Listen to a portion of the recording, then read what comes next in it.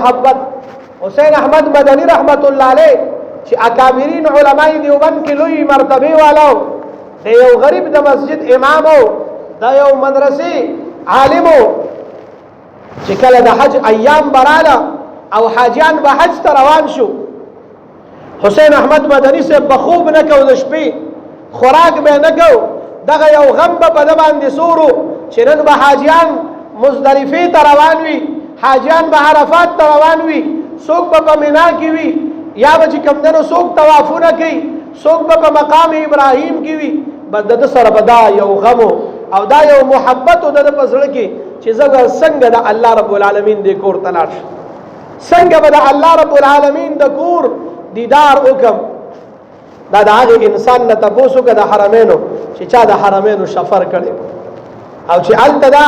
حرمینو نه رواني کې جدا کېږي نو تا باندې به یو داسې عجیبه کیفیت هغه راځي چې د مور او د پلار او د رور او د بچو په جدای باندې با پریشان نه یې څومره چې د حرمینو په پرې خودو باندې انسان پریشان کی د خپل وطن او مسکن دا هر یو شی بدر نبی یې حسین احمد مدنی سے با چې د حج ایام براله الله تبه جړل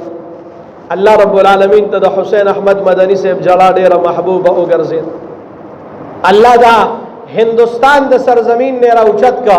او د مدینه منورې په ځمکه باندې کیناو اتلس کال حسین احمد مدنی سے د رسول الله په مسجد کې به احادیث پڑھاول ښا حسین احمد پیدا شو په هندستان کې لاړه مدینه منورې ته اتلس کال د رسول الله د احادیث او خدمت وکړه او استادان فرمایي کله چې حدیث بیانول نو موږ تاسو حدیث بیانو قال رسول الله صلی الله علیه وسلم وی حسین احمد مدنی سے بچی حدیث پہ بیانو دا رسول اللہ روزی مبارکی تبے لاس اونیو او ارشاد پہ فرمائل چی دی صاحب قبر نبی علیہ السلام دا حدیث مبارک چی کم در دا بیان کر اللہ تا دا حسین احمد جلا دمر محبوب اگر زیدہ چینن پورا دنیا کی خلق دا حسین احمد نم علی نور سر مدنیم لگئی حسین احمد مدنی رحمه اللہ دا د مدینه منوره کې بیا مقیم شو پیدا هم دلته شو وفات هم دلته شو دفنم په هندستان کې شو لیکن دغه یو نومي د عربو د ځمکې نه د عربو د سرزمین نه راوچت کا نن که په کتاب کې ګوري هم حسین احمد مدنی دی که چرته د مسجد نوم دی هم حسین احمد مدنی دی او که د هغه په مرقد باندې ګوري هم حسین احمد مدنی دی دا د هغه فریاد الله رب العالمین دومره محبوب وګرځو چې الله رب العالمین نوم سره هم د مدینه منورې نوم وګرځو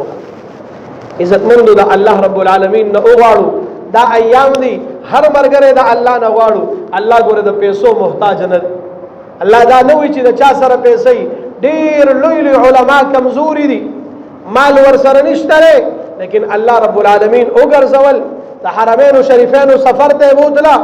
مدینه منورې ته په دې تغبه کې یو کمزور کسو چولې به خرڅولې د و ممالکو سفر